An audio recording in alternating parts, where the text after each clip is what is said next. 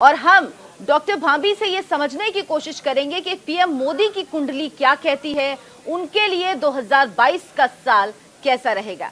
Doctor Ajay भाभी, कैसा रहेगा 2022 का साल प्रधानमंत्री मोदी के लिए, क्योंकि बड़ी चुनौतियां हैं 2022 में उनके सामने। देखिए, सबसे पहली बात तो ये है कि जो हमारे प्रधानमंत्री हैं उनकी कुंडली में बड़े भारी राजयोग हैं। एक राजयोग है जिसको बोलते हैं रूचक पंच महापुरुष राजयोग, और एक है नीच भंग राजयोग, एक है गजकेसरी राजयोग। तो बड़े भारी राजयोग हैं, और इतने ना हो तो इतने बड़े देश का कोई प्रधानमंत्री नहीं बनता। तो ये तो अपने आप में है ही। और अभी इनको 10 वर्षीय चंद्रमा की दशा ख़त्म हुई है लास्ट ईयर, इसी वर्ष 2021 में, और ये चली थी 2011 से और 2021 तक। तो इस 10 वर्ष में हमने देखा क्या इन्होंने उड़ान भरी, और ये बिल्कुल अद्वितीय है अपने आप में। 2 बार इस देश का प्रधानमंत्री बनना, और पूरे राज्यों में इनका वर्चस्व होना, पूरी दुनिया में जाकर इनका तहलका मचाना। तो ये बहुत, जिस तरह से आप बता रहे हैं कि 2021 तक ये चंद्र की दशा थी, तो अब ये समाप्त हुई है, तो क्या कुछ उसका असर पड़ेगा? जी ना, हम तो दशा देखते हैं, जो एक दशा समाप्त होती है फिर दूसरी दशा प्रारंभ होती है। अब ये दूसरी जो दशा है ये है मंगल की दशा है, और ये अभी चलेगी, अभी शुरू हुई है। तो मंगल जो है, मंगल ने यहाँ पर एक तो रोचक पंच महापुरुष राजयोग बनाए हुए है, और दूसरा चंद्रमा को बल दिया हुआ था। अब उसका समय है। तो यहाँ पर हम देखते हैं कि मंगल जो है नमाश कुंडली में जाकर नीच का हो जाता है, डेबिलिएटेड है। तो इसका प्रभाव घटता है।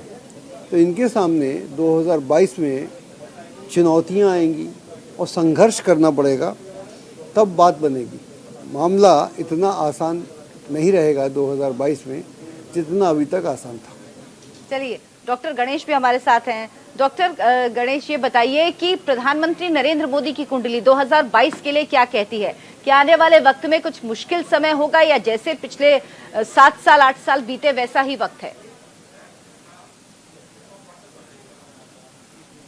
देखिए, हमारे प्रधानमंत्री जी नरेंद्र मोदी जी की 3 जन्म दिनांक प्रचलन में है। एक तो सर्व प्रचलन में जो कि 17 सितंबर 1950 है, इसके अलावा 17 सितंबर 1949 भी है, और एक है वो है 29 अगस्त 1949। मैंने अब तक के अपने अनुभव में इन तीनों से जो परिणाम पाए, उनमें सर्वाधिक सशक्त जन्म दिनांक जो है वो 29 अगस्त 1949 है, और इसके हिसाब से मूलांक 2 और भाग्यांक 8 है। देखिए, जहाँ तक बात है उनके आयु अंक की, तो इस 28 अगस्त तक तो उनको 73वां वर्ष यानी कि 1 का अंक चलेगा, और उसके बाद बचा हुआ जो कैलेंडर वर्ष उसमें 74वां वर्ष यानी कि 2 का अंक चलेगा। अब यहाँ खास ध्यान दिए जाने वाली बात ये कि ये जो 73वां वर्ष चलेगा उनकी उम्र का 28 अगस्त 2022 तक, ये इनके भाग्यांक का प्रबल विरोधी है। तो इसका मतलब ये हुआ कि बतौर देश के मुखिया, प्रधानमंत्री के रूप में और सरकार के मुखिया के रूप में उन्हें कई चुनौतियों का सामना करना पड़ेगा।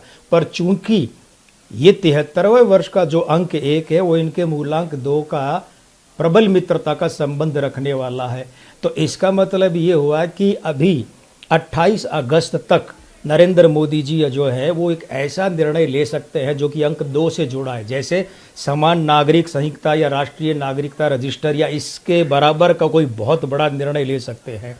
यहाँ तक तो समय फिर भी कम चुनौतीपूर्ण है, तुलनात्मक रूप से मान सकते हैं कि 80% चुनौतीपूर्ण है। लेकिन 29 अगस्त से 31 दिसंबर 2022 तक उम्र का जब 74वां वर्ष चलेगा, भले ही चाहे वो इनके मूलांक का वर्ष हो, लेकिन वो वर्ष इनके लिए, वो जो समय होगा उस दरमियान का, वो इनके लिए और ज़्यादा 80 की बजाय 125% मान के चलिए, तो ये पूरा का पूरा वर्ष 2022 है ना, इसका अंक बना 6।